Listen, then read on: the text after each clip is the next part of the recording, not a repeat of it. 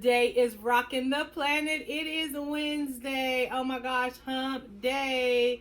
Oh, I hope you're out here having a fantabulous one. But if not, y'all know our motto. We grab a hold of those things to be grateful and thankful for because we understand that gratitude shifts our mood and it eliminates the possibility of anyone killing our vibe or stealing our joy. Our attitude, reactions, and responses is ours to be dictated and ours alone. And so we can have a great day regardless of what's going on in our life or where it is we have to be. So quickly, I want to talk to my sisters, and this is straight from my heart. I've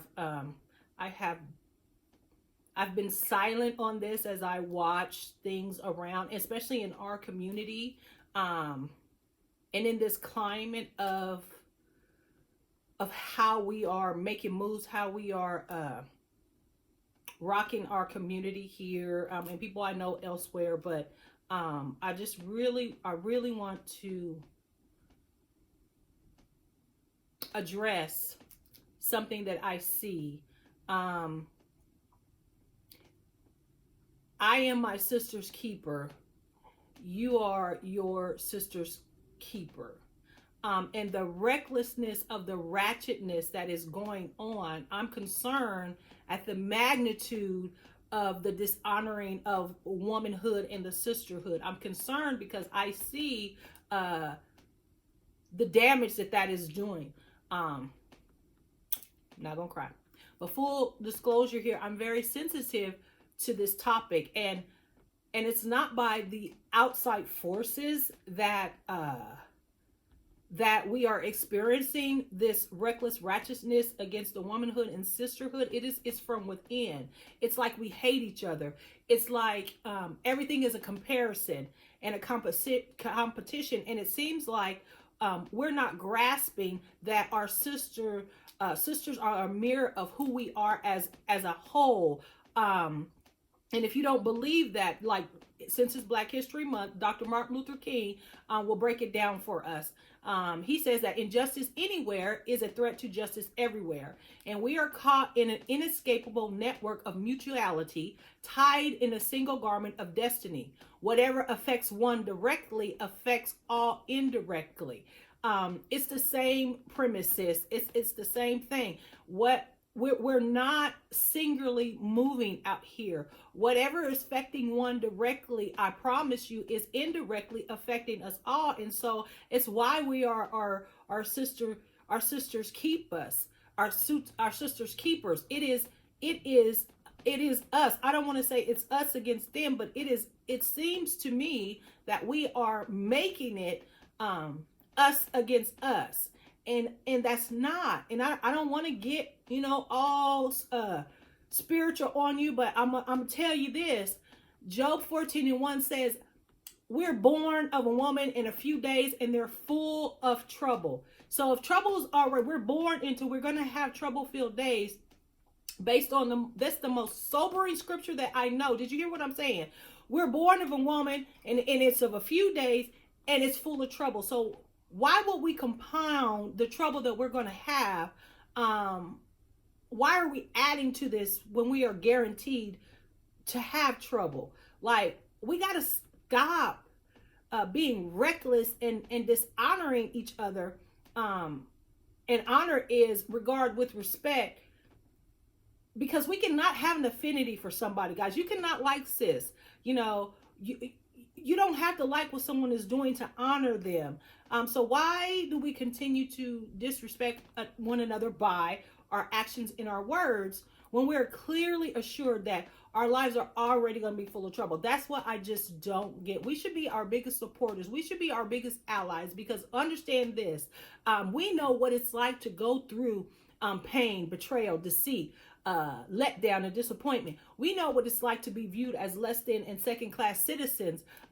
We know what it's like to be manipulated and used for our sex, looked at merely as property, and a possession to be had, not an equal to contend with. Like, we understand there is a empathy that we have for one another. There is a commonality that is designed to help us win, that is designed to help us navigate through these things. And if you have the sisterhood, if you have, I can remember the movie, the Yaya Sisterhood. It was back in the day of how this group of friends, how you still have your troubles, you still have your life issues, but if you have a core of support, if you have a village, a tribe, if you have these support systems, these like people, different lives, but like goals, if you have a commonality, that's how you get through this well. Lisa Bevere, I believe it was, said that there was an old poet that said that if women would come together with the single commonality of the doing good for the community, for the world, for mankind, it will be a force that has not been seen. And so what is happening is it's a pitting against each other. It's a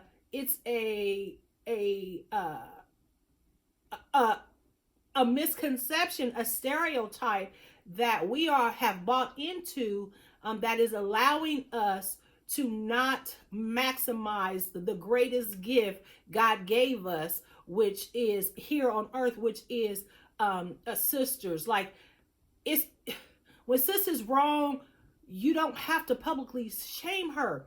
You can pray for her and not gossip about her. When sis, her crown is crooked, you don't, and out of place, you don't have to run around telling everyone it's crooked. You can fix it. You can, you know what I'm saying? You can leave her alone, because that is the case sometimes. You can leave her be without telling everyone why you left. So I'm just saying, we can confront our sisters with the truth without blasting and exposing her publicly. It's all a trick. If you think about the civil rights movement, there are men, and this is not man bashing. I love my brothers, y'all know that. Yet we know the work of the women is what drove it, what was the drive in it, what did the footwork. Like, it could not have happened without the women. And there are going to be certain things that cannot happen without the women. But if we're so distracted, if we're so bamboozled that we can't extend grace instead of humiliation, if we don't understand that we're truly, all we got, we're going to keep living as society has this stereotype about women. We're catty. We can't get along. I'm telling you, we can't be trusted, because it's a lie. We're human, yes. We go through the same thing the men folks go through. But it's somehow viewed different because it's happening in womanhood. It seems like they're judging us by our gender, not our humanity, which is actually what it is. And we're buying into it. And so I think to strengthen our community, sis, there is no way that it can be done without us. There's literally no way. We have to be involved, and we have to be involved together.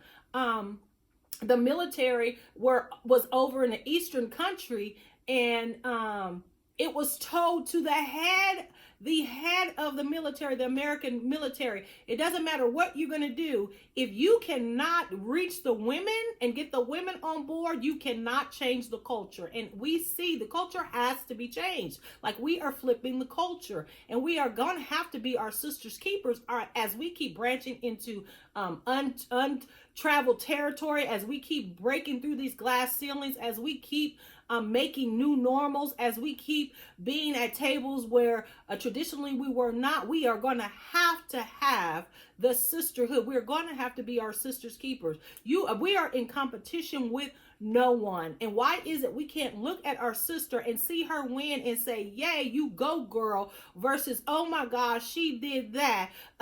And so that somehow diminishes who I am and my contribution and what I'm doing. My life is somehow not good enough because it's not that. It's not what she's doing. Y'all, we got to stop that. And so I simply just popped on today. This Wednesday's Word for Women. This is my Black History Month contribution for the Wednesday's Word for Women show remix.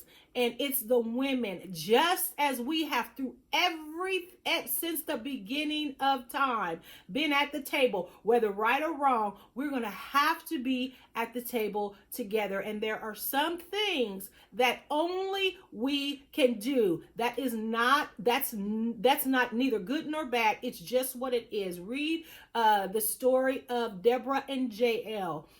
They were men and women together, and the males, there are some stuff they will not do without a female to do it with them. Barak said clearly, I will not go unless you go with me. What a sobering thought.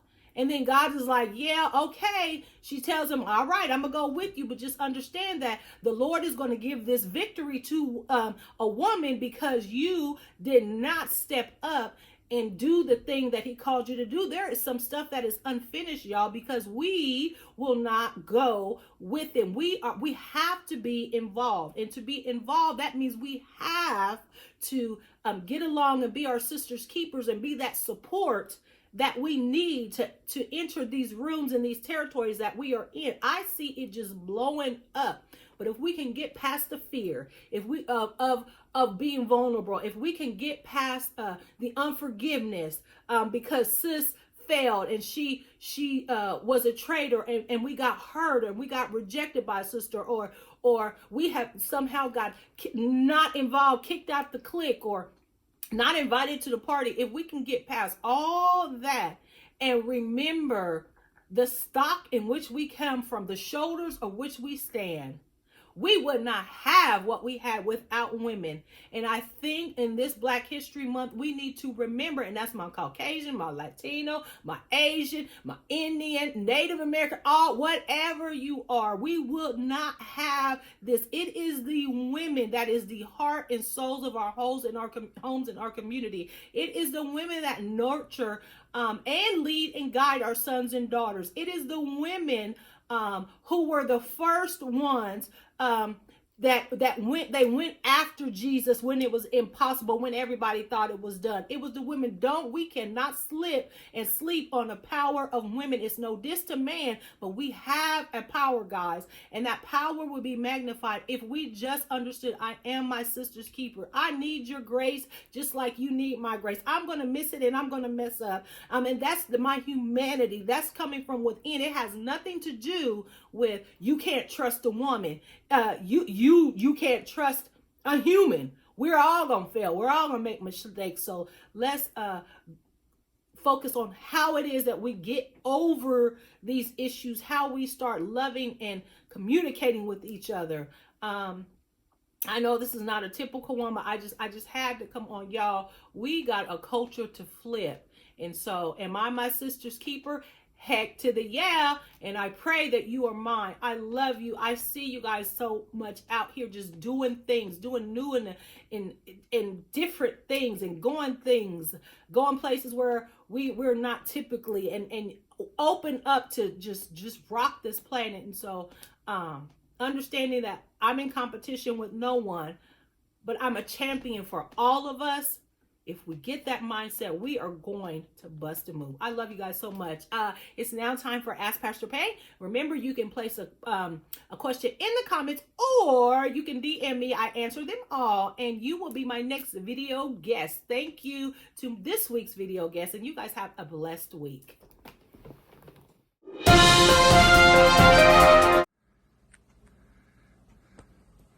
Hi, Pastor Payne. My question is about divorce.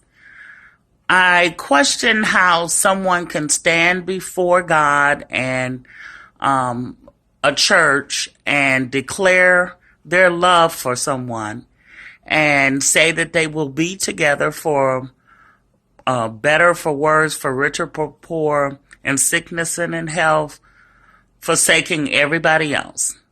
And then something goes wrong and they move on to the next person. And I understand things change. But what I don't understand is how they can declare that God has sent them the first person and it's the best thing that ever happened to them. And then they get divorced and find another person and say God has sent them that person as well. God is not confused. And so I'm just trying to figure out how we bring God into saying that he has ordained this divorce and brought you a second person that is the best thing that has ever happened to you. That's my question. That was an awesome question. Very prevalent. You see it all over. There's a couple of things here I would say to that. The first thing is sometimes we make a choice and it's our choice. It is not a God thing. It's our thing, and then we stamp God on it in the hopes that God will somehow make this work. That will never ever work. It just won't work. And I think that's what we see. The problem isn't like marriage. The problem is bad marriages. The problem is if you are committing yourself to someone. You mentioned the vows for sickness and health. And when you're standing there and you're committing to that, you really are not actually thinking there is going to be sickness. You know what I'm saying? I don't think we understand the weight of those vows. You could get married today and someone's legs can get cut off tomorrow, and then you are the caretaker for that. I don't think so. We going into these marriages so focused on the wedding, we're not really understanding that what we are committing to from this day forth is the marriage. And the marriage could have some sickness, some health issues for richer or poor. Yeah, we say that, but in year 5, when brother or sister is still broke, that's going to start wearing on you if that is not the God ordained thing for your life. If you are the one to make the choice. Marriage is so hard, and it's so much work, even with the person, your God ordained person, that we can't take these things lightly, because the vows are just saying these things that are going to happen in your life. But if that is your person, you will be graced to deal with that in your particular life, in your particular relationship in marriage. And the problem is we are making these decisions on our own, and we're stamping God in the hopes that God will keep it. Now, he is a keeper. He is so much a keeper, but you don't test him. You can't play with these vows. You can't make a decision and think you're not going to have to deal with the ramification of the consequences of your choices. And so when you declare your vows and you forsake others, and then at the end, until death do us part, that's like forever ever. Like, I don't think we can look at the possibility of how long that may be, how long that sickness can be, or that poor can be in this particular covenant, in this particular marriage. And so I think that happens when it is a God ordained marriage. We tend to think, because we've suffered these seasons so long, God has somehow made a mistake, and that's not the case either. Sometimes you listed a set of vows, like you committed to for better or worse, and the problem comes in when the worst season tends to be 10 years, and you are very clear, like, God, this is not you. I made a mistake. Somehow I made a mistake, and so I need to get out of it.